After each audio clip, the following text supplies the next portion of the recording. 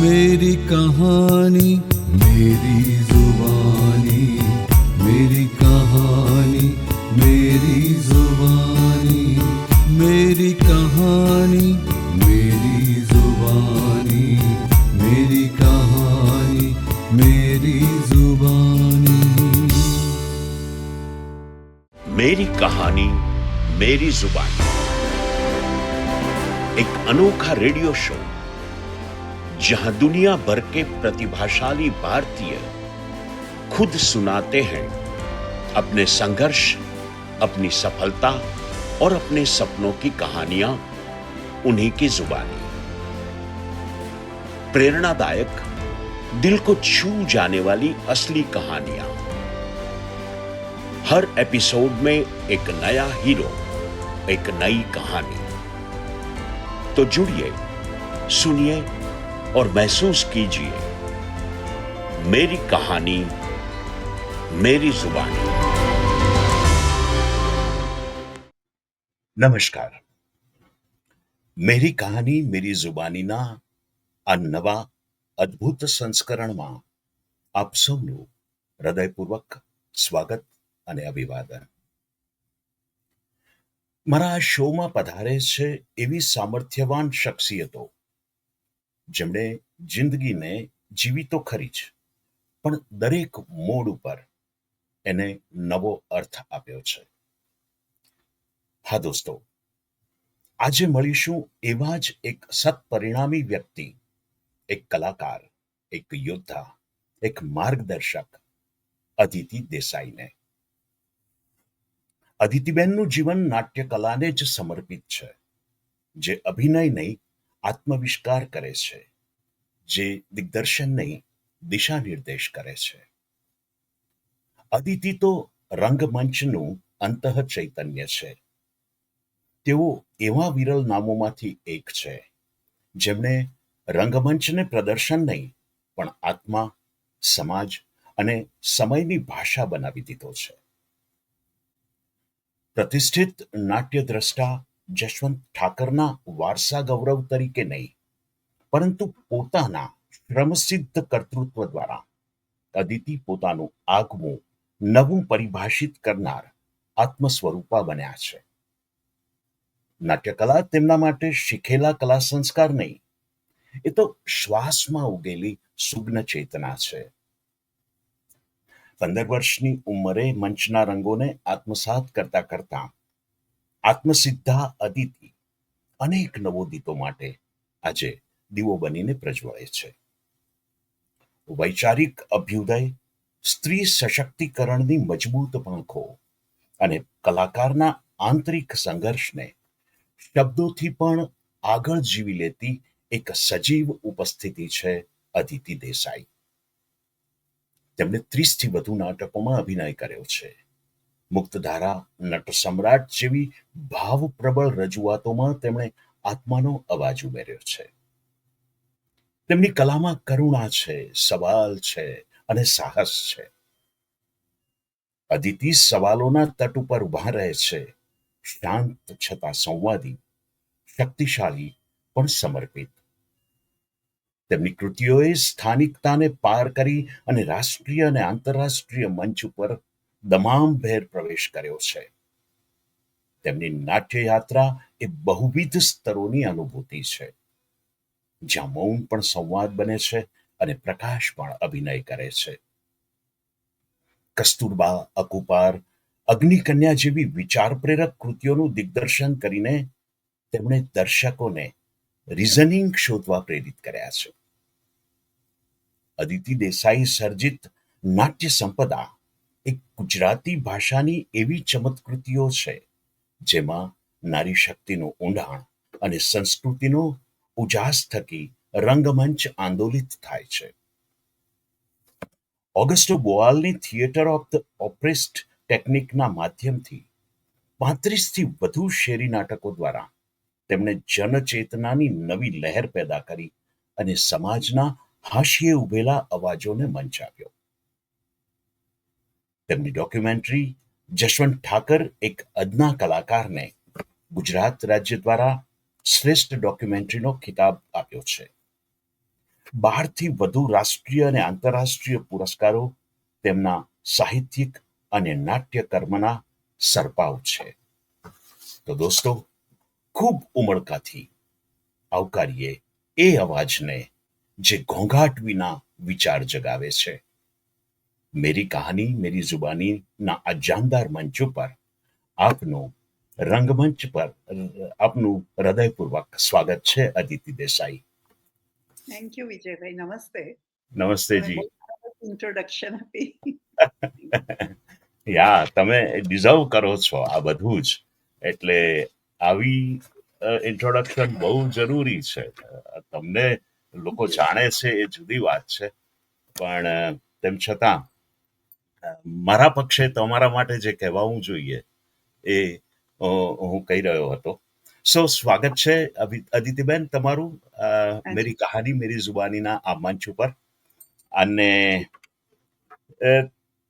આપે ગુજરાતી રંગભૂમિને એક નવી દિશા આપી છે. અને આપના પિતા સ્વર્ગસ્થ જશવંત ઠાકરનો વારસો આપે ખૂબ સુંદર રીતે જાળવ્યો છે.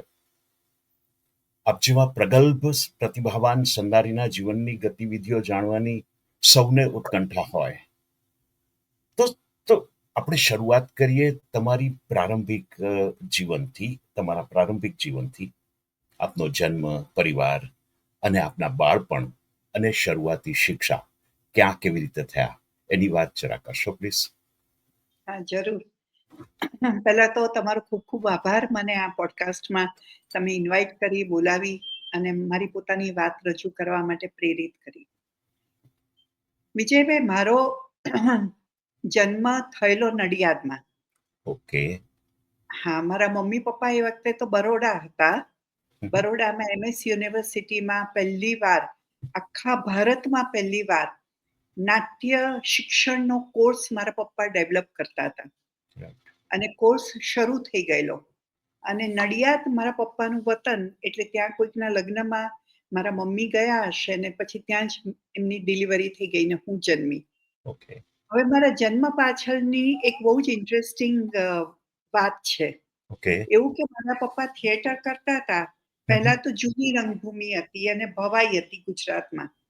જૂની રંગભૂમિમાં અને ભવાઈમાં બધા સ્ત્રી પાત્રો પુરુષો કરતા હતા. પછી મારા પપ્પા જ્યારે રંગભૂમિ ક્ષેત્રે આવ્યા ત્યારે એમણે નવી રંગભૂમિની શરૂઆત કરી. એ જૂની રંગભૂમિ કરતા જુદી એ રીતે પડતી હતી કે સ્ત્રીઓ સ્ત્રીઓની ભૂમિકા કરે, પુરુષો પુરુષોની ભૂમિકા કરે અને આઝાદ હિન્દુસ્તાનના જે પણ મુદ્દાઓ હોય એ લઈને નાટકો થાય. તો એમણે જોયું કે બહુ જ ઓછી સ્ત્રીઓ નાટકો કરવા આવતી, કારણ કે નાટકની ઇમ્પ્રેશન બહુ ખરાબ. એમ કહેવાય કે આ તો નાટકીયો છે, કે આ નાટકવાળા ફેમિલીમાંથી છે, કે એ બધા નાટકો કરે છે, એટલે નાટક માટે બહુ હીણું બોલાતું. એટલે બહુ જ ઓછી સ્ત્રીઓ નાટકો કરવા આવતી. અને જે પણ કોઈ સ્ત્રીઓ આવતી એ કહેતી કે તમારી મા દીકરી બેન નાટ્ય ક્ષેત્રે આવે તો અમે તમને સાચા ગણીએ. એટલે મારા પપ્પાએ મારી મમ્મી જ્યારે પ્રેગ્નન્ટ હતી ત્યારે કહેલું કે જો મને દીકરી આવશે તો હું નાટ્ય ક્ષેત્રે એને ટ્રેન કરીશ અને સમાજને બતાવી આપીશ કે સારા ઘરની દીકરીઓ પણ નાટ્ય ક્ષેત્રે આવે છે.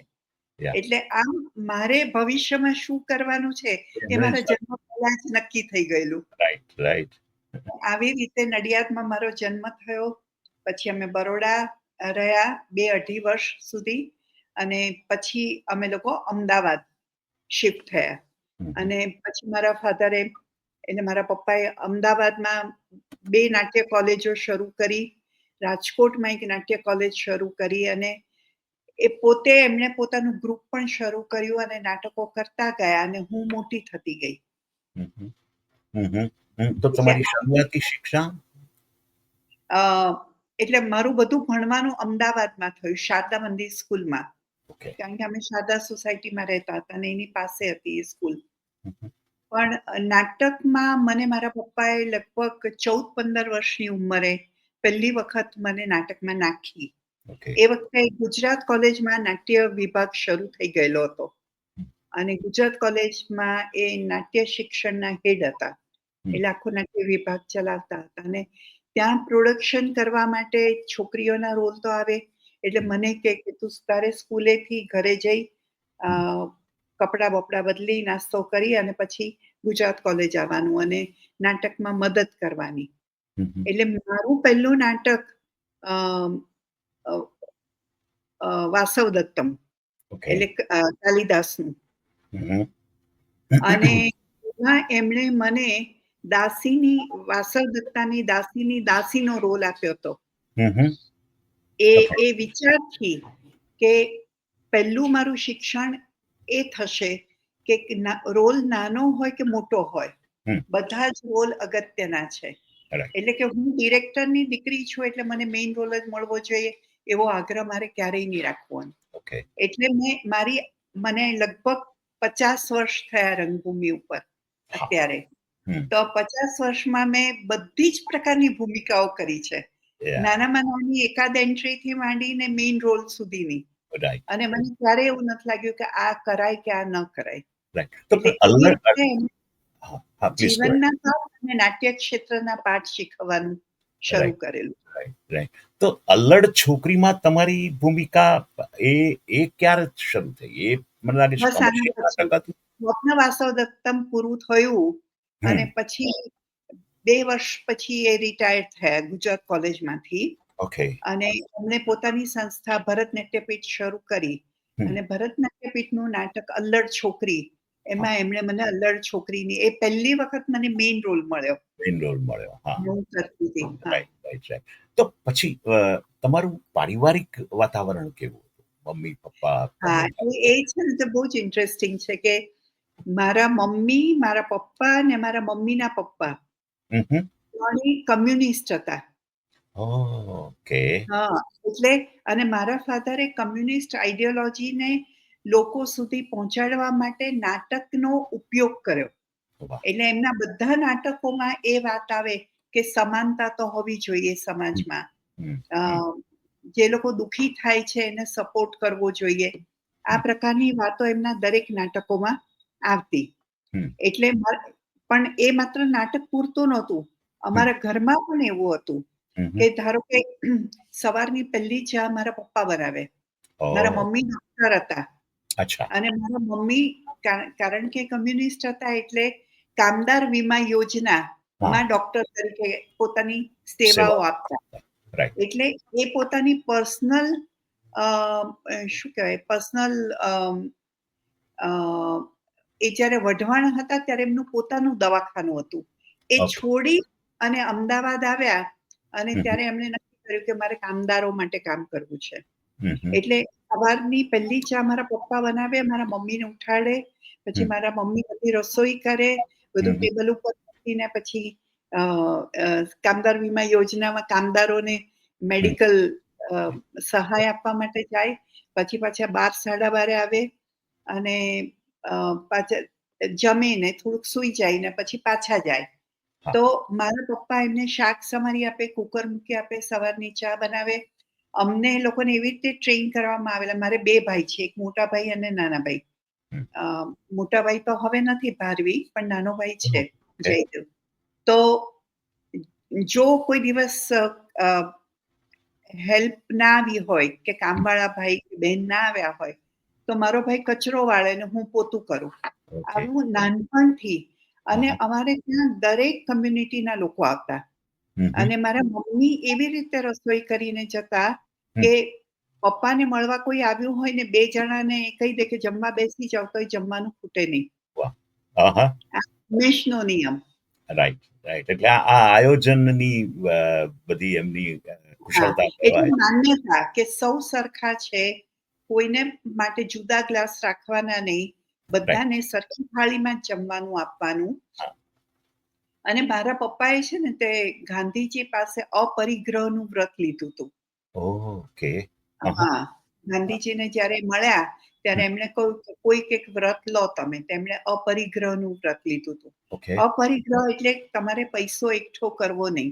બરાબર. એટલે જેટલું નાટકમાંથી આવક આવતી કે નાટ્ય શિક્ષણના એ હેડ હતા MS યુનિવર્સિટીમાં, ગુજરાત કોલેજમાં, પછી ISROમાં જ્યારે પીચ એક્સપેરિમેન્ટ શરૂ થયો હમ. કે વિડીયો દ્વારા ગામડાઓમાં શિક્ષણનું કામ કરીએ, એ બધામાં જે પણ કોઈ પૈસા આવતા એ અમારા ઘરે નહીં આવતા.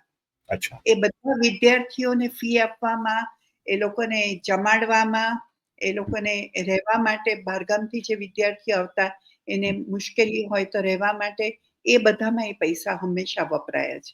ઓકે. હા હા. એટલે મારી મમ્મી ડોક્ટર હતી તો અમારું ઘર ચાલ્યું. Right right. પણ હા મારી મમ્મીનો પણ એટલો જ સપોર્ટ જેટલો મારા પપ્પાનો સપોર્ટ. હા હા. પણ એવી રીતે અમારા ઘરમાં એક બાજુ મેડિકલ એટલે મારા મમ્મી ડોક્ટર ને બીજી બાજુ નાટક, એ નાટક બંનેનું કોમ્બિનેશન બંને હંમેશા. અંતિમો આમ તો કહી શકાય કે પણ તો જશવંતભાઈ ની કદાચ મને લાગે છે એ ચંચી મહેતાને સમાંતર એમની કારકિર્દી ચાલુ રહી એવું. હા, હા, હા. ચંચી મહેતાએ જ એમને કહ્યું કે MS યુનિવર્સિટીમાં આપણે ડ્રામાનો કોર્સ ઇન્ટ્રોડ્યુસ કરીએ. હમ હમ હમ. આ ક્યારે કહ્યું CCA? કે જ્યારે તમને ખ્યાલ હશે કે CCA વર્લ્ડ થિયેટર ડે નો દિવસ ઉજવાવો જોઈએ હા. એવી એક મોટી એક પરિષદ હતી, એમાં હમ ડિક્લેર કરેલું. હમ. અને એ ડિક્લેર કરી અને પછી 27મી માર્ચ વર્લ્ડ થિયેટર ડે તરીકે આખા વિશ્વમાં ઉજવવા માંડ્યો. પછી ઇન્ડિયા પાછા આવ્યા અને એને મારા પપ્પાને બોલાવ્યા અને કહ્યું કે આપણે ત્યાં ભારતમાં થિયેટર એજ્યુકેશનનો કોર્સ જ નથી, તો તું હા. કોર્સ ડિઝાઇન કર, હમ એના માટેના પુસ્તકો ડિઝાઇન કર અને બરોડામાં આપણે આ કોર્સ શરૂ કરીએ. હમ હમ. એટલે પછી નેશનલ સ્કૂલ ઓફ ડ્રામાના અલકાઝી સાહેબ 2 વર્ષ પછી વડોદરા આવ્યા, આપણો કોર્સ લઈ ગયા અને પછી એમણે નેશનલ સ્કૂલ ઓફ ડ્રામાનો કોર્સ ઓહ, ડિઝાઇન કર્યો. આના ઉપરથી પછી પ્રેરિત ત્યાંનો કોર્સ છે. હા, હા. એટલે એમણે પહેલી કોલેજ શરૂ કરી હતી અને પહેલી કોલેજમાં જે વિદ્યાર્થીઓ આવતા મોટે ભાગે સૌરાષ્ટ્રથી આવતા આહા. અને બહુ મુશ્કેલીથી આવતા, કારણ કે નાટ્ય શિક્ષણ માટે મા-બાપ આવવા ન દે.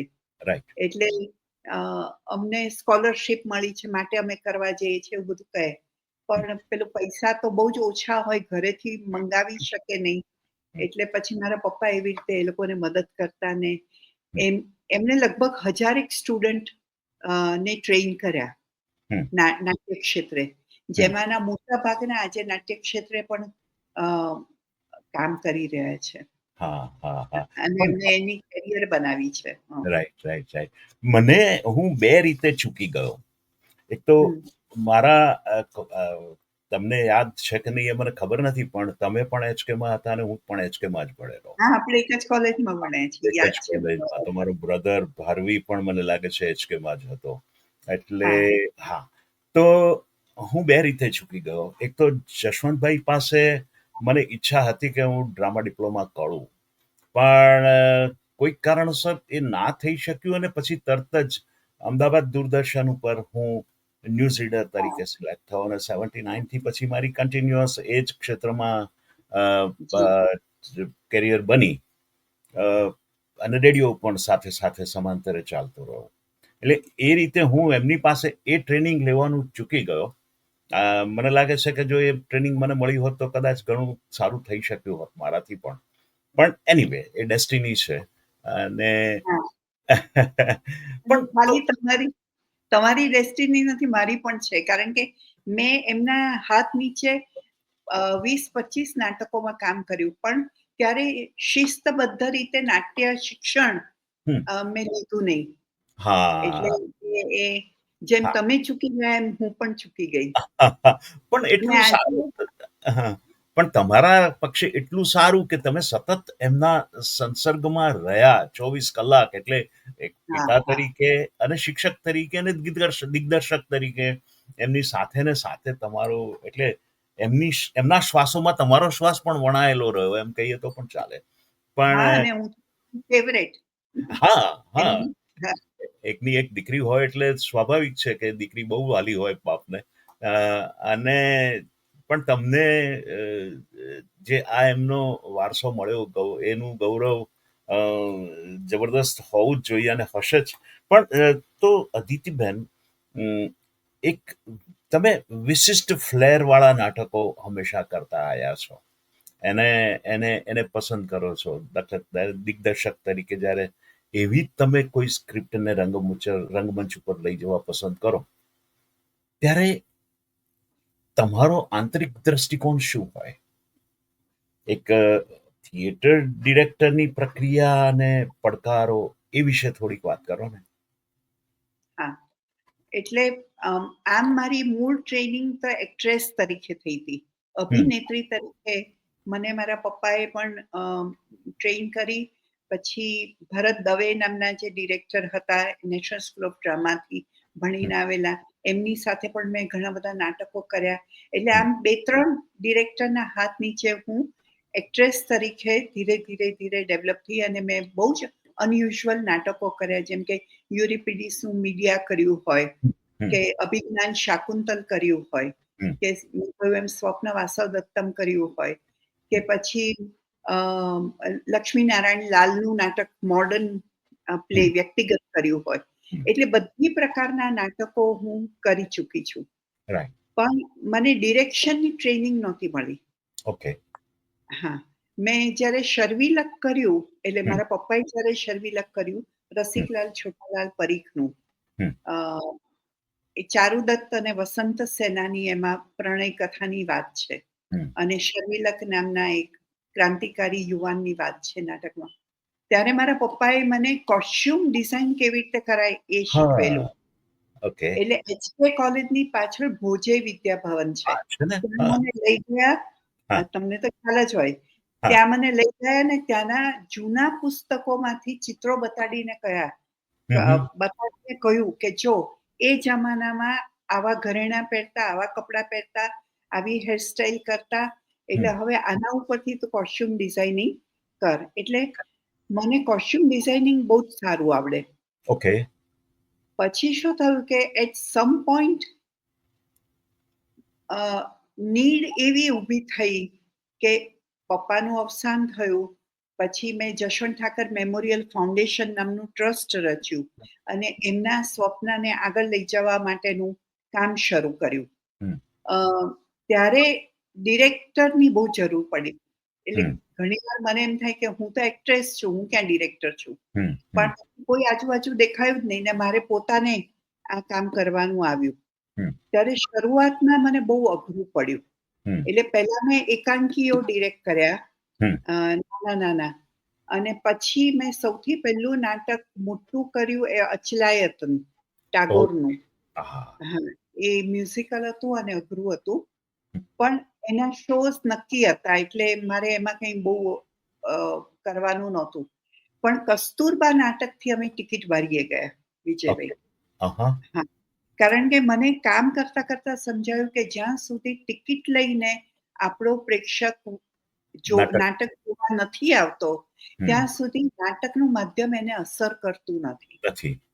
હવે નાટકનું માધ્યમ છે ને બહુ પાવરફુલ માધ્યમ છે, કારણ કે એ તમને ઇમોશનલી પણ ચાર્જ કરે છે અને રેશનલી પણ સમજાવે છે. અને જ્યારે ઇમોશનલી અને રેશનલી બંને રીતે તમે ચાર્જ થાઓ ત્યારે તમે નવા એક્શન તરફ જાઓ છો. એટલે કે બદલાવની પ્રક્રિયા ત્યારે જ થાય છે કે જ્યારે તમે ઇમોશનલી પણ કન્વિન્સ છો અને રેશનલી પણ કન્વિન્સ છો. એટલા માટે નાટક એ બહુ અગત્યનું છે ને એની કિંમત ત્યારે જ થાય છે કે જ્યારે લોકો ટિકિટ લઈને જોવા આવે. એટલે કસ્તુરબા નાટકથી અમે ટિકિટ વાળીએ ગયા ત્યારે મને ખબર નહોતી કે કેવી રીતે હોલ બુક કરાવાય, કેવી રીતે ટિકિટો છપાવાય, કેવી રીતે ટિકિટ વેચાય. એ કસ્તુરબા નાટક કર્યા પછી હું ધીરે ધીરે ધીરે બધું શીખી. અને ઘણા બધા પુરુષ મિત્રોએ મદદ કરી છે, વડીલોએ મદદ કરી છે મને શીખવાડવા માટે કે કેવી રીતે ટિકિટ બારી ઉપર શો કરાય ને કેવી રીતે સોલ્ડ આઉટ શો મળે, કેવી રીતે તમે બહારગામ જાઓ ત્યારે કેવી રીતે તમે જર્ની કરો, કેટલા પૈસા વાપરો, બજેટિંગ કેવી રીતે કરો. અનફોર્ચ્યુનેટલી આપણે ત્યાં છે ને તે સ્ત્રી દિગ્દર્શિકાઓ બહુ નથી, બહુ જ ઓછી છે.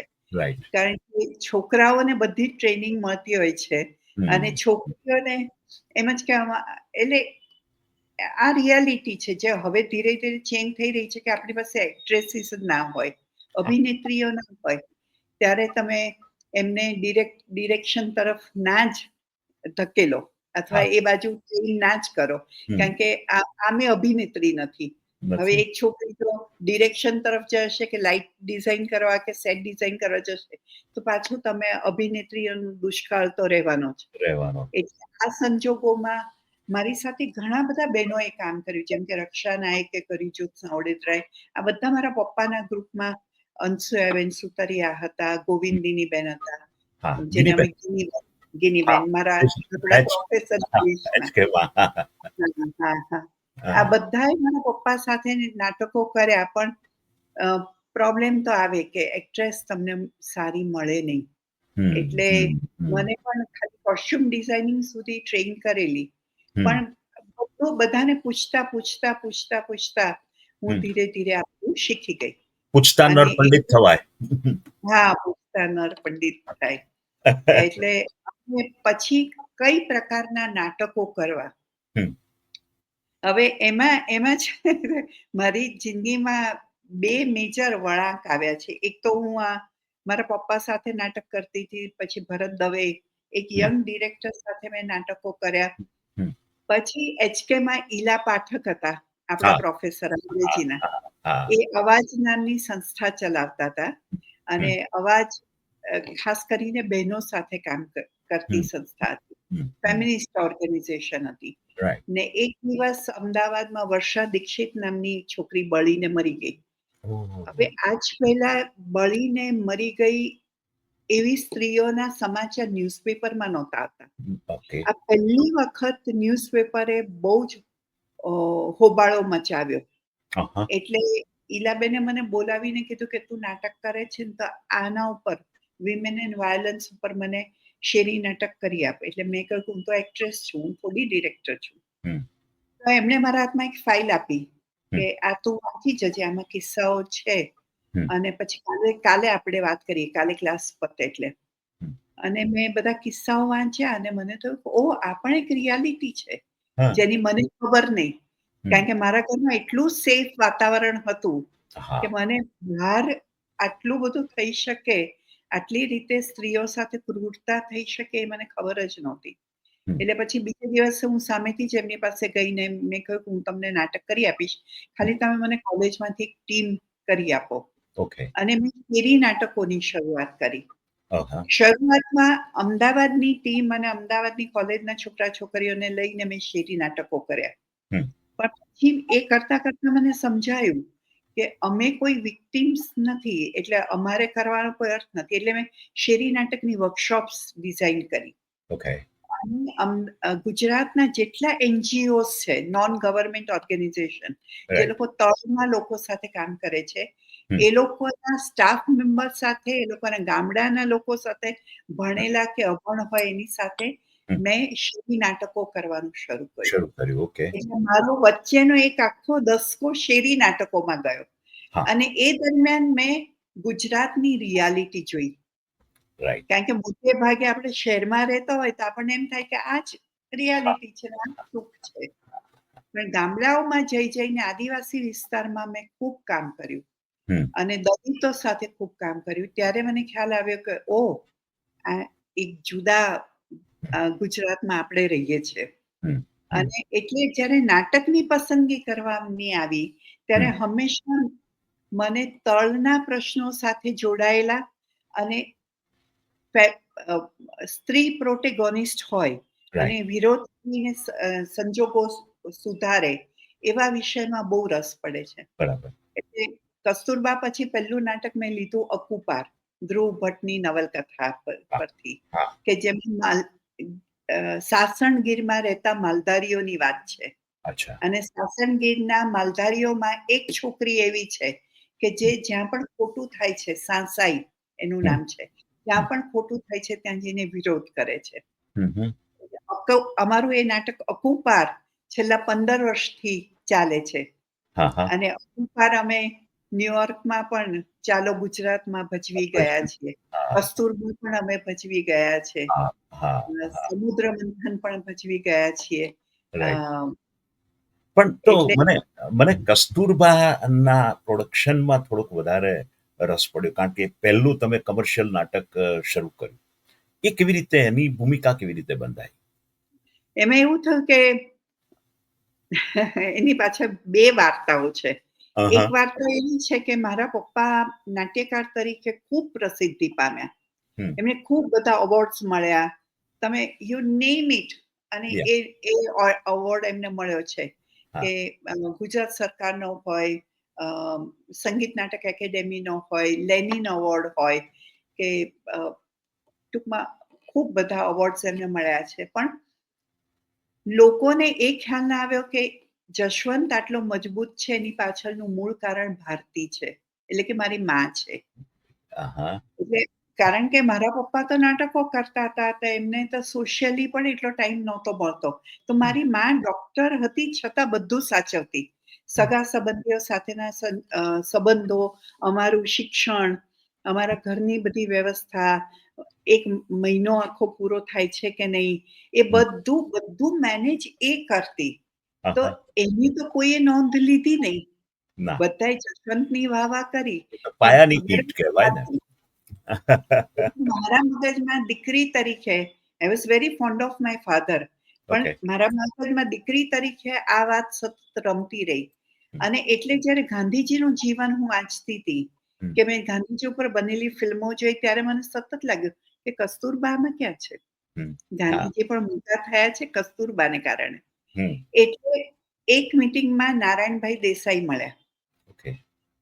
નારાયણભાઈ દેસાઈ એટલે ગાંધીજીના પીએ, હા. મહાદેવભાઈ દેસાઈના દીકરા. અને નારાયણભાઈને મેં કહ્યું કે તમે મને કસ્તુરબા ઉપર નાટક લખી આપો. અને એ તો તો કે ગાંધી કથા પણ કરતા હતા ને કરતા નારાયણભાઈ? હતા ગાંધી હા. કથા. હા, એ વખતે બહુ પૂરજોશમાં કરતા હતા. હા. એટલે એમને કહ્યું કે તું મારી ગાંધી કથામાં આવ, સવારે હું ફ્રી હોઉં છું. આપણે નાટક લખીશું. હમ. પછી ચર્ચા કરતા એમને કહ્યું કે તું તો કસ્તુર કર્યા કર છે ને હું ગાંધી કરું છું. આમાંથી ક્યાંથી આપણો મેળ ખાવાનો? એટલે મેં કીધું કે કંઈ વાંધો નહીં, આપણે ગાંધીની નજરે કસ્તુરને જોઈએ, પણ વાહ. જોઈએ તો ખરા. અને રાઈટ. પછી અમે પુસ્તકો ભેગા કર્યા અને લગભગ 1 વર્ષની આવી રીતે 1 વર્ષ સુધી અમે એમની ગાંધી કથામાં હું ને રક્ષાબેન નાયક, મારા રાઈટ. મિત્ર, એ બંને ગયા અને નારાયણભાઈ પાસે એ નાટક લખાવ્યું. એમાં ધીરુબેને પણ મદદ કરી, હા. નૌશીલ મહેતાએ પણ મદદ કરી. હમ. અને એવી રીતે, અને ત્યારે છે ને નારાયણભાઈ ગુજરાત વિદ્યાપીઠના ચાન્સેલર હતા. હમ. એટલે મને કે નાટક લખી આપ્યું, હવે કર. મેં કીધું મારી પાસે પૈસા નથી. તો હમ. મને કે કેટલા પૈસા તારે જોઈએ? તો મેં કીધું ₹1.5 લાખ. તો કે જા ₹1.5 લાખની હું તને લોન અપાવું છું વિદ્યાપીઠ પાસેથી. ઓકે. પાછી આપી દીધે. એટલે હા. વિદ્યાપીઠે ₹1.5 લાખની લોન આપી અને એમનું થિયેટર આપ્યું. હમ. હમ. અને પછી વિદ્યાપીઠે 6 શો અમારા લઈ લીધા. ઓકે. અને 6 શોમાં અને પછી ટિકિટ બારી ઉપર અમે જે કમાયા, એ પૈસામાંથી વિદ્યાપીઠને ₹2 લાખ પાછા આપ્યા. આહા. અને એવી રીતે અમારી ટિકિટ બારીની જર્ની શરૂ થઈ. શરૂ થઈ. રાઈટ, હા. Right, right. તો પછી તમને ખૂબ લાગ્યું કે એ વખતે એવું લાગ્યું કે કસ્તુરબા પછી તમારામાં એક હિંમત પણ ખુલી હશે ને, કે હવે આર્થિક રીતે આપણે આ રીતે આગળ વધી શકીએ કમર્શિયલ નાટકમાં. તમને કસ્તુરબાનું અ, લોકોનો હોકાર કેવો હતો એ વખતે? અદ્ભુત. અને બધાએ કીધું કે અરે આ તો અમને ક્યારેય સૂઝ્યું જ નહોતું કે કસ્તુરબા ઉપર પણ નાટક થઈ શકે. હમ. કેમ કે ગાંધીજી એ પોતે જ એટલો અદ્ભુત વિષય છે કે હમ. એની આજુબાજુ લોકોને કશું દેખાતું જ નથી. ના. એમનો પ્રભાવ પણ એવો છે અને એમણે કામો પણ એવા કર્યા છે. હમ.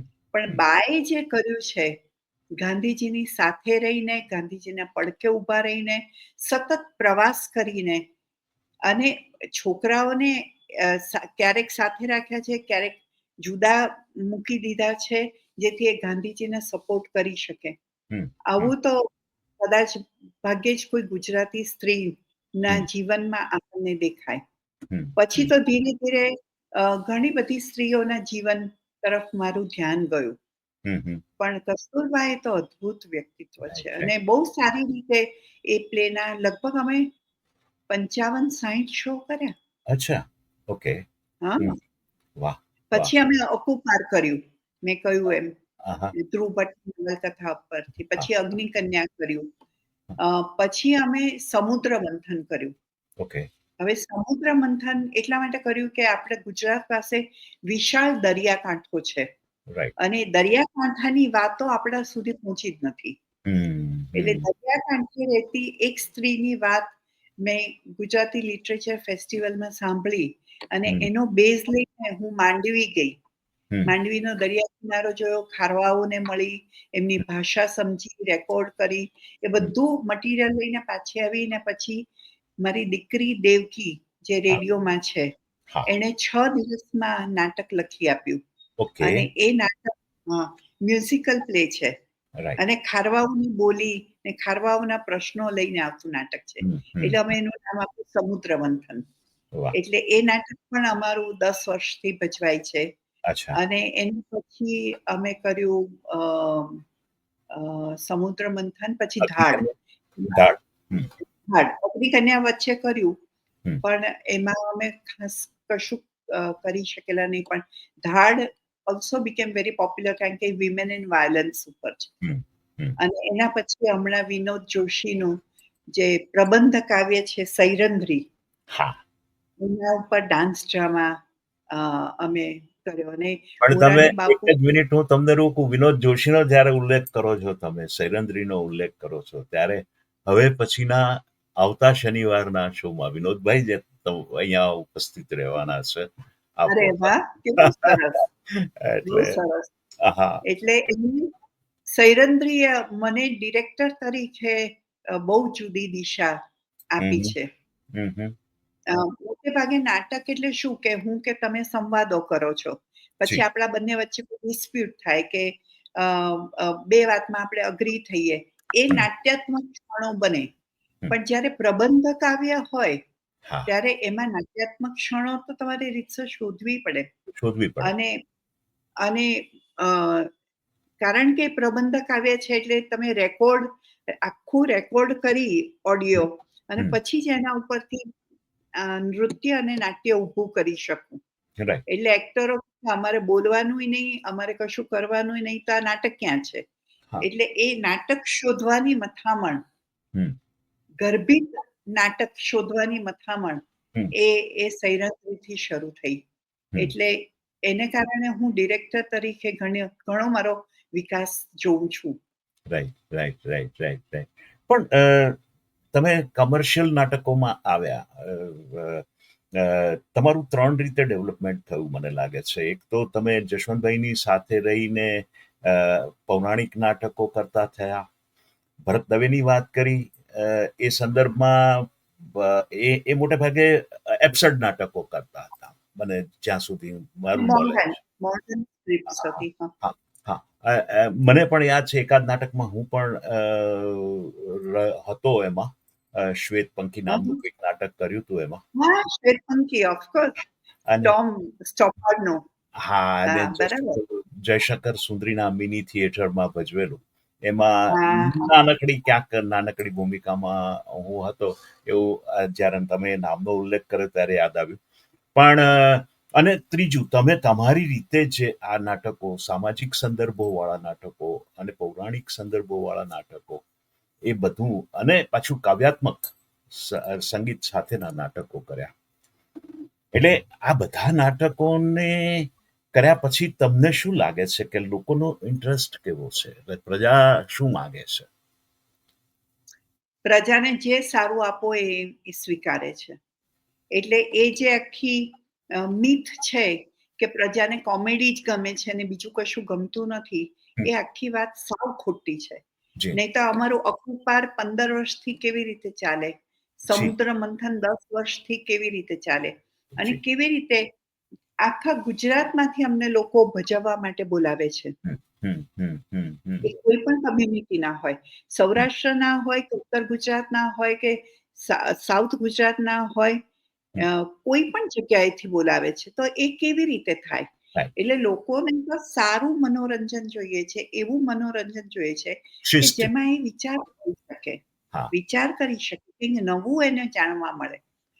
નાટકનો આપણે જોઈએ તો નાટકનો મૂળ હેતુ શું હતો? સમાજમાં વિવેક દ્રષ્ટિ ગોઠવવાનો. રાઈટ. આપણે ભવાઈના ઇતિહાસમાં જઈએ તો ભવાઈ કેમ કેમ થતી હતી? હમ. લોકોમાં, સમાજમાં બદલાવ લાવવા માટે બદલાવ માટે. હમ. સાહિત્ય જે ભવાઈઓ લખી 365 એ હમ. બધી સામાજિક મુદ્દાઓ પર જેથી સમાજમાંથી અ, અ, ખરાબ વસ્તુ દૂર થાય હમ. અને સારા નીતિ નિયમો આવે હમ. એટલા માટે ભવાઈ થતી હતી. એવી રીતે જૂની રંગભૂમિ ઉપર પણ એ લોકો એ જ વાત કરતા હતા. હમ. નવી રંગભૂમિ ઉપર પણ એ જ વાત થઈ કારણ કે હમ. મારા પપ્પાએ પહેલું નાટક કર્યું ડોલ્સ હાઉસ હમ. હા. અને ડોલ્સ હાઉસમાં સ્ત્રીની મુક્તિની વાત છે. હા. તો એ વખતના સામાજિક પ્રશ્નોને લઈને વાત હમ. થતી હતી. હમ. એટલે નાટકનું માધ્યમ બહુ અગત્યનું એટલા માટે જ બને છે કે એનું કામ ખાલી એન્ટરટેઇન કરવાનું નથી ના. કે કોમેડી કરી હસીને જતા રહ્યા અને ભૂલી ગયા. ના. એમાંથી સમાજ જો કંઈ ન શીખે હમ. અથવા આવનારો પ્રેક્ષક કંઈક એના હાથમાં આપે. કશુંક લઈને ન જાય તો પછી આખો પ્રયત્ન મારી દ્રષ્ટિએ નિષ્ફળ છે. એટલે નાટકના દિગ્દર્શક કે લેખકની આ જવાબદારી બની જતી હોય છે કે સમાજને તમારે મનોરંજન તો આપવાનું છે, પણ સાથે સાથે સામાજિક અ, જવાબદારી પણ વહન કરવાની છે. અને તો જ સમાજ. બદીઓ ટાળવાની છે. હા, તમે સમાજને માટે પ્રેરક બનો છો જ્યારે આ વસ્તુ લઈને જાઓ છો. માત્ર આર્થિક દ્રષ્ટિકોણથી જ નાટકો બનાવાય તો એ તો કમાય છે ને એ વર્ક પણ છે જોવા વાળો, એટલે એની કોઈ ટીકા નથી કરતા, પણ એ દિગ્દર્શક કે લેખકની જવાબદારી બની જાય છે કે સમાજને તમારે શું આપવું છે. નિર્માતાની જવાબદારી અને બની. પ્રેક્ષકોની પણ જવાબદારી થઈ જાય છે. હા. એટલા માટે કે જે નાટકોમાં ભલે નાટક કરનાર બહુ જ પોપ્યુલર હોય ને કંઈ બહુ મોટા નામ હોય, પણ નાટકમાં જો એની પત્નીને જાડી છે, તું આવી છે, તું તેવી છે, એમ કરીને અપમાન કરતો હોય, તો હા. પ્રેક્ષકોએ પણ શીખવાની જરૂર છે કે આવા નાટકો બંધ કરાવે. હા. હા, એટલે આ આપણી પણ પ્રેક્ષકના પ્રશિક્ષણનું કામ છે. અ, બહુ મોટું કામ છે. કારણ હા. કે પ્રેક્ષકની સંખ્યા વધારે છે, નાટક કરનારાઓની ઓછી છે. તો હા. પ્રેક્ષકો ખાલી નાટક જોઈને જતા રહે હા. એટલું અગત્યનું નથી. ના, ના, ના, ના. પણ એ તમે. લોકોએ પણ ખોટા હા, હા, હા. એટલે મને એમ થાય કે તમે આટલા બધા સફળ દિગ્દર્શક થયા, નિર્માતા થયા, લેખક થયા, કોસ્ચ્યુમ ડિઝાઇનિંગ કરતા થયા, લાઇટ સેટ્સ બધું તમે ઓલરાઉન્ડ તમારું ડેવલપમેન્ટ થયું છે અને તમે તમે દરેક ક્ષેત્રમાં નાટકના એક નિપુણ થયા છો. તમે જ્યારે કોઈ પણ નવું નાટક શરૂ કરતા હો, દાખલા તરીકે અકુપાર કે સમુદ્ર મંથન કે કસ્તુરબા, તો એ વખતે તમને સંશય રહે ખરો? હા, સ્વાભાવિક કે પણ તમને એમ લે કે એની સફળતા કે નિષ્ફળતા એના વિશે તમે વિચારો ખરા? અ, ચિંતા રહે. હમ.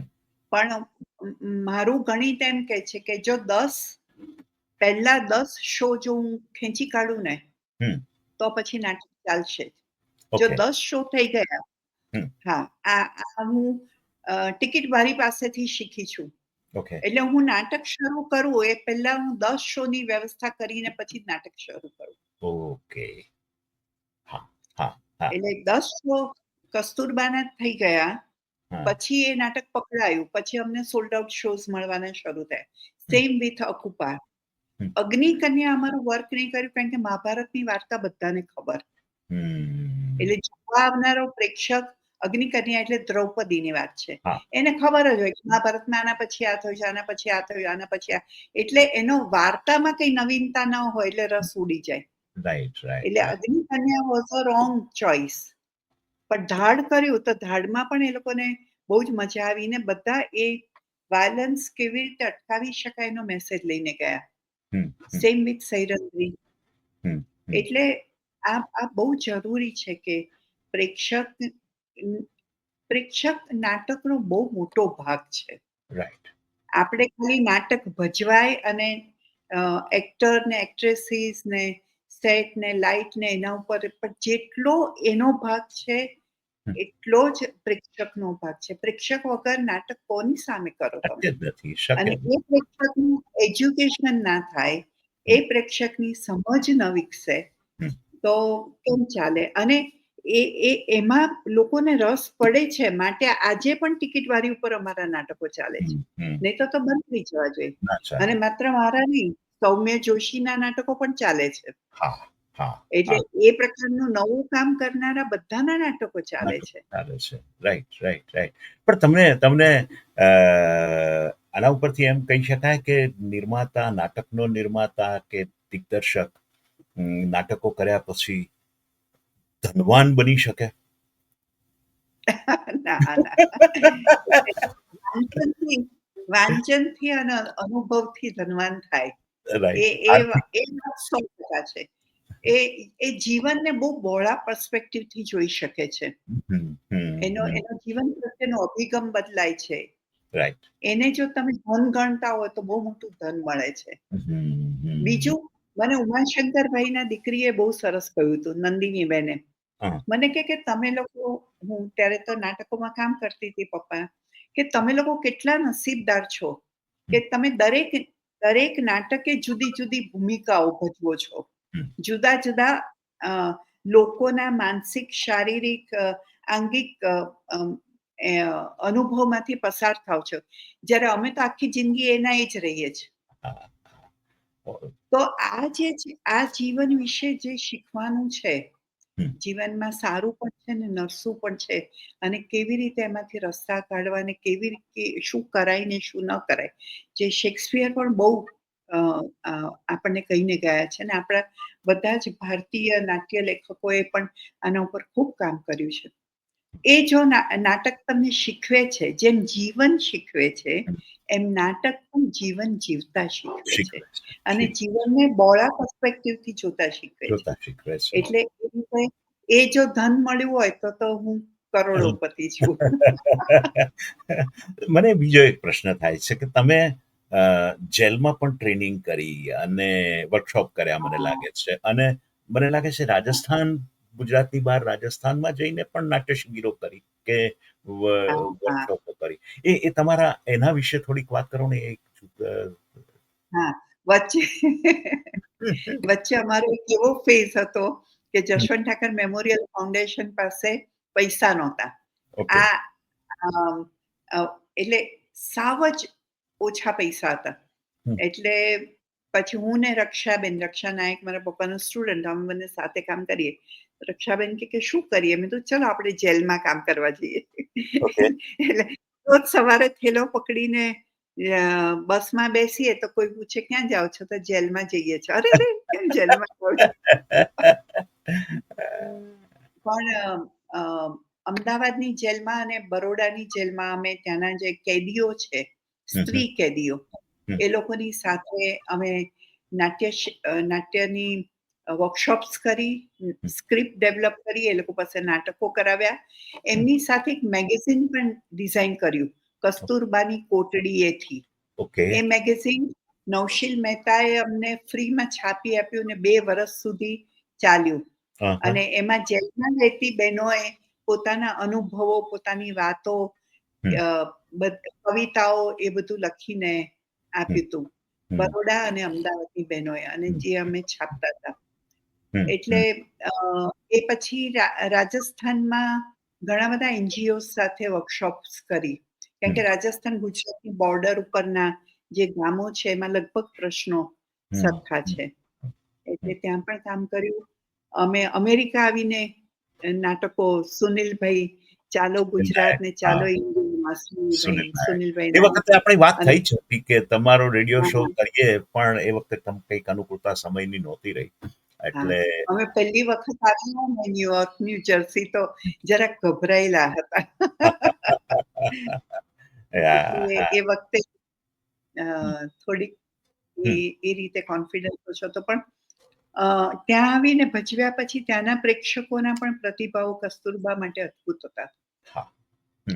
અને એવી રીતે જ ઓક્યુપાર માટે, એવી રીતે જ સમુદ્ર મંથન માટે. એટલે એ અમે નસીબદાર છે કે સુનિલભાઈએ અમને ત્યાં આ એક આખો બોળો પર્સ્પેક્ટિવ અમારો કરી આપ્યો અને અમને મોકો આપ્યો કે અમે ઇન્ટરનેશનલ લેવલે પણ આવીને નાટકો કરી શકીએ. તમારા સ્ત્રી સશક્તિકરણ વિશે તમારા નાટકોમાં ઘણીવાર વિચાર જાગૃતિ દેખાય છે. તમને શું લાગે છે આજનું થિયેટર વિમેન સેન્ટ્રિક ડિસ્કોર્સને કઈ દિશામાં લઈ જઈ રહ્યું છે? એકચ્યુઅલી આમ કહીએ તો એટલે મોદી સાહેબની ભાષામાં વાત કરું તો અચ્છે દિન આ રહે હૈ. કારણ કે હવે મોટાભાગના નાટકોમાં, કારણ કે ફિલ્મોમાં અને ઓટીટી પ્લેટફોર્મ્સ ઉપર સ્ત્રી પ્રોટેગોનિસ્ટ હોય અને સ્ત્રીઓ આટલું જ કરી શકે ને આ ન કરી શકે એ બધી માન્યતાઓ જઈ રહી છે. એવા પ્રોડક્શન્સ ને એવી ફિલ્મો આપણને જોવા મળે છે. બીજું કે આપણે ત્યાં ઇન્ડિયામાં એજ્યુકેશન વધ્યું છે એટલે આપણે ઇન્ટરનેશનલ લેવલ સુધી આપણે આ ઇન્ટરનેશનલ લેવલ ઉપર થતા પ્રવાહો એ આપણા સુધી અસર કરી ગયા છે. એટલે હવે સ્ત્રી સશક્તિકરણ કદાચ શબ્દ બોલવો નથી પડતો, ઓટોમેટિકલી દરેક નાટકમાં થઈ જ ગયું છે. અને હવે અત્યારની જનરેશન પણ એમાં જ માને છે. જનરેશન બહુ ફરક પડ્યો છે. બહુ જ ફરક પડ્યો છે. બરોબર. તો હવે જનરેશનની જ વાત નીકળી છે તો તમને શું લાગે છે નવી પેઢી, તમે 3 પેઢીઓ સાથે કામ કર્યું, એ 3 પેઢીમાંથી અત્યારની જે પેઢી છે બહુ થોડી એડવાન્સ છે, ઝેનઝી કે એવો કોઈક શબ્દ એમના માટે વપરાય છે તો એ આ પેઢીની આ તરફની આવડત, એમની હોશિયારી વિશે તો કંઈ કહેવા જેવું નથી. ખૂબ પ્રજા બહુ જ હોશિયાર છે બાળકો. પણ આ તરફનો રસ કેવો છે એમનો? નાટકો, સાહિત્ય, સંસ્કૃતિ, તમને શું લાગે છે એ લોકોની સાથે કામ કરતા? બહુ હોપફુલ છીએ એમ? કારણ કે એ લોકો ખૂબ ઝડપથી શીખી જાય છે, નંબર 1. બીજું કે એ લોકો બધી જ પ્રકારના એક્સપેરિમેન્ટ કરવા તૈયાર હોય છે. ત્રીજું કે એ લોકો ગૂગલ સર્ચ કરીને જાતે રિસર્ચ કરીને આવે છે, જે પહેલાના કલાકારો માટે બહુ અઘરું હતું. અને એ લોકો મુદ્દાઓ ઉપર પણ બહુ જ કોન્ફિડન્સથી વાતો કરે તમારી સાથે. એટલે ડિસ્કોર્સ થાય છે, સંવાદ થાય છે, જેમ અત્યારે હું કરી રહ્યા છું. એટલે આઈ એમ વેરી હોપફુલ.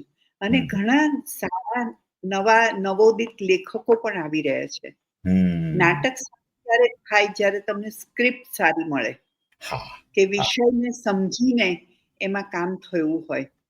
એટલે નવા વિષયો ઉપર પણ અત્યારે નવા લેખકો ઘણું બધું કામ કરી રહ્યા છે. તો આઈ એમ વેરી હોપફુલ. મને બહુ જ વિશ્વાસ છે આ જનરેશનમાં. એ લોકો કંઈક નવું, અમે લોકો જે નથી કરી શક્યા, અમે લોકો જેમાં બી ને રહ્યા, એવી પ્રકારનું કંઈક નવું એ લોકો લઈને આવશે 100%. એમને વાત સાચી છે. તો અદિતિબેન, તમારી કર્મશીલતાને સમાજે નવાજી છે, ખૂબ નવાજી છે. ખોબલે તમને લોકોએ પ્રેમ આપ્યો છે અને તમારા કામને પણ સન્માન આપ્યા છે. તમારા એ સન્માનો, ઇનામ અકરામો વિશે થોડીક વાત કરો ને. થોડુંક અજુગતું લાગે પણ તેમ છતાં, કારણ કે શું છે કે હું તમને એક જ ફીડબેકની વાત કરું. શશિકાંત નાણાવટી નામના એક ગુજરાત સમાચારમાં નાટ્ય કોલમિસ્ટ હતા. એમને એક વર્ષે આખા વર્ષનું સરવૈયું દિવાળીમાં લખતા, નાટ્ય ક્ષેત્રે શું હોય. ત્યારે મારા વિશે એવું લખ્યું હતું એમણે કે જશવંત ઠાકરે બીજું કંઈ કામ ના કર્યું હોત ને, ખાલી અદિતિને જન્મ આપ્યો હોત ને, તો પણ રંગભૂમિની બહુ મોટી સેવા કરી હોત. મને લાગે છે આનાથી મોટો કોઈ એવોર્ડ હોઈ જ ના શકે. એટલે રંગભૂમિ રળિયાત થઈ છે. રળિયાત થઈ છે. અને જશવંત ઠાકરે ખાલી એટલું કર્યું હોત તોય ચાલી જાત. એટલે માન સન્માન તો ઘણા મળ્યા છે, ઘણા મળતા રહેશે. પ્રેક્ષકોનો જે પ્રેમ મળ્યો છે ને વિજયભાઈ, એ અદ્ભુત મળ્યો છે. અને એનો પ્રેક્ષકોનો પ્રેમ અને કલાકારોનો પ્રેમ, સાથે કામ કરતા કો-વર્કર્સનો પ્રેમ અને શ્રદ્ધા. મને તો એમ થાય કે વિશ્વાસ જે મારામાં મૂકી અને લોકો પ્રેક્ષક અથવા ટીમ વર્ક થાય છે અને વાત આગળ વધે છે, આ બહુ મોટી વાત છે. બાકી સૌથી પહેલી શ્રદ્ધા ને વિશ્વાસ જ તૂટતા હોય છે બધાના.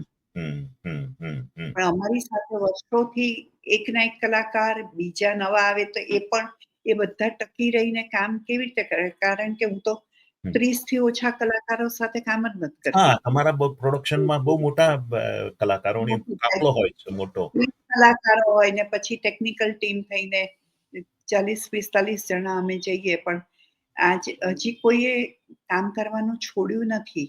એ ભગવાનની નટરાજની કૃપા છે. રાઈટ, એટલે રાઈટ, મને લાગે રાઈટ. બીજા બધા ઘણા એવોર્ડ્સ મળ્યા છે અને મળતા રહેશે. પણ આ 2 વસ્તુ મારા માથે ભગવાનની મહેરબાની છે એવું માનું છું. પણ હવે ડિજિટલ માધ્યમો પણ એટલા જ એક્ટિવ છે સમાજમાં. ફિલ્મો, ગુજરાતી ફિલ્મો ઘણી બધી બનતી થઈ ગઈ. એ તરફ તમારો કોઈ પ્રયોજન ખરું જવાનું, અથવા તો તમે કઈ એક તરફ આગળ વધ્યા હોય એવું કંઈ? હા, ફિલ્મો તો મેં હિન્દી અને ગુજરાતી ઘણી કરી. હમ. અને મને એવું લાગે છે કે એ માધ્યમ દ્વારા પણ પહોંચવું જોઈએ. પણ અ, એ માધ્યમનું ડિરેક્શન એ બહુ જુદી વાત છે. પણ અમે લોકો એટલા ફોર્ચ્યુનેટ છીએ કે જેમ દેવકી રેડિયો ચોકી તરીકે અમદાવાદમાં સૌથી પોપ્યુલર છે, જી. એવી રીતે મારો દીકરો ઓકે. વૈનત એ વિસલિંગ વુડ્સમાંથી ફિલ્મ ડિરેક્શનનું ભણીને આવ્યો છે ઓહ, વેરી ગુડ. અને ફિલ્મ ડિરેક્ટર છે. એટલે એ તો એક્ટર પણ બહુ સારો છે. નાટકો કરતો હતો ને હવે ફિલ્મ ડિરેક્શન કરે છે. એટલે આઈ એમ હોપિંગ કે કદાચ ડિજિટલ ક્ષેત્રે ધીરે-ધીરે એ આગળ કંઈક નવું કાઢશે. હા, મારે એટલે આના પછીનો મારો પ્રશ્ન એ જ હતો કે તમે તમારા પરિવાર વિશે વાત કરો, તમારા દીકરા દીકરીઓ વિશે. એ થોડીક વાત કરો ને. હા, બંને આમ તો એટલે દેવકીનું પણ તમે કહ્યું, દેવકીને તો હું પણ એને ફોલો કરતો હોઉં છું માધ્યમો પર. પણ દીકરાની અને એની વાત કરો ને થોડી, એ લોકોની કેરિયર વિશે. હા. એટલે દેવકી રેડિયોમાં અત્યારે રેડ એફએમ નામના રેડિયો સાથે કામ કરે છે. સવારનો મોર્નિંગ શો કરે છે અને લગભગ 22 વર્ષથી એ રેડિયો કરે છે. ઓકે. એણે રેડિયો મિર્ચી, પછી બીજા રેડિયો સ્ટેશન ને પછી એણે રેડ એફએમ કર્યું. અને રોજ સવારે એ લગભગ 4 કલાકનો શો કરે છે. રોજ સવારે 6 વાગે ઉઠીને રેડિયો સ્ટેશન જાય છે. પણ એ સિવાય એ બીજું ઘણું બધું કરે છે. 1 મિનિટની વાર્તા કરે છે. જનહિત મેં જારી નામનો એક નાનો કાર્યક્રમ કરે છે. અને મને લાગે છે કે એનો પ્રેક્ષક ગણ તો બહુ જ મોટો છે. મોટો છે. નાટકમાં ન હોય એવો પ્રેક્ષક ગણ છે. હમ. પણ દેવકી મારા નાટકોમાં મેઇન રોલ કરે છે. એટલે અમને એ પ્રેક્ષકોનો પણ લાભ મળે છે. દેવકીના ડિજિટલ માધ્યમ દ્વારા ઊભા થયેલા પ્રેક્ષકો કે જેને હું નથી ઓળખતી, પણ એ લોકો દેવકીને જોવા આવે છે ને નાટકો જોવે છે. દેવકી મલ્ટી ટેલેન્ટેડ થઈ છે. અને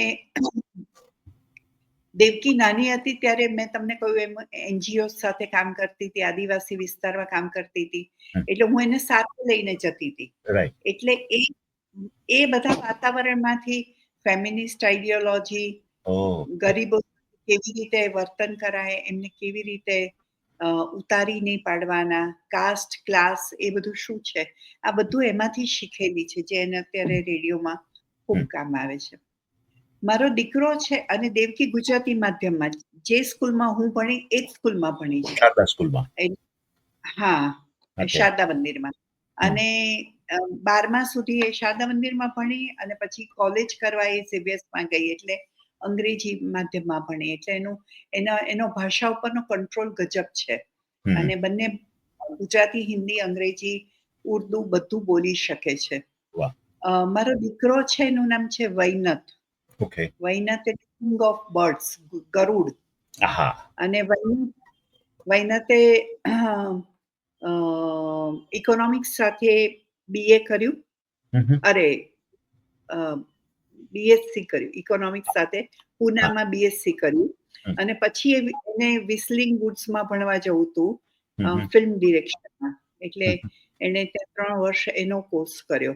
અને પછી એની સ્ટુડન્ટ ફિલ્મ છે, એને તો દાદા સાહેબ ફાળકે એવોર્ડ સ્ટુડન્ટનો એ ઓકે. પણ મળ્યું છે. બીજા ઘણા બધા અવોર્ડ્સ મળેલા છે. હા, એણે બહુ જ સરસ કામ કર્યું છે એ બધી હા. ફિલ્મોમાં. હમ, હમ, પછી એણે ઘણા બધા આસિસ્ટ કર્યું ને હવે અહીંયા અમદાવાદે આવી ગયો ને કોર્પોરેટ અ, સેક્ટર સાથે એ કામ કરી રહ્યો છે. હમ, હમ, હમ, હમ. દેવકીબેન અદિતિબેન એક છેલ્લો પ્રશ્ન કે હમ.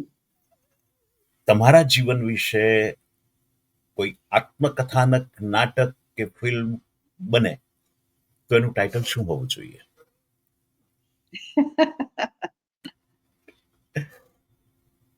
સંઘર્ષ.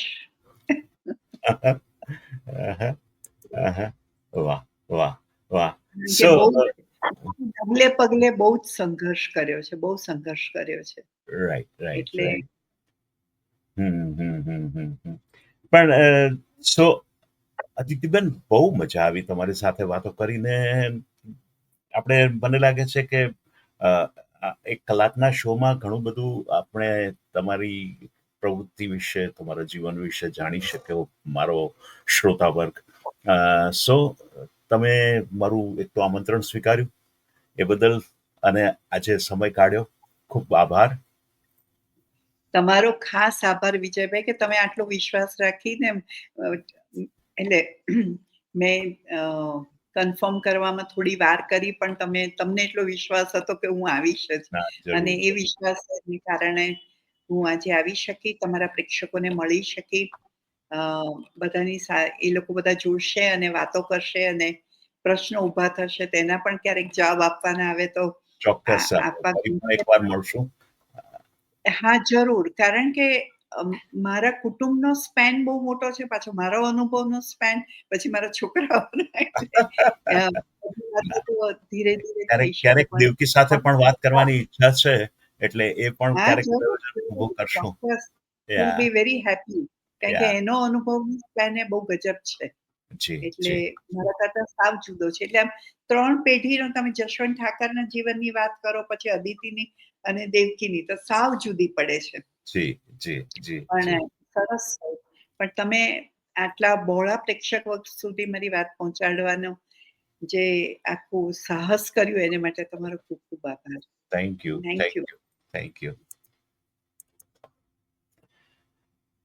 અદિતિ દેસાઈ સાથે થયેલા દીર્ઘ સંવાદ દરમિયાન સતત એમ લાગ્યું કે આ એક એવા સર્જક જે શબ્દોથી પરે પણ વાત કરે છે, મૌનથી પણ સંવાદ રચે છે.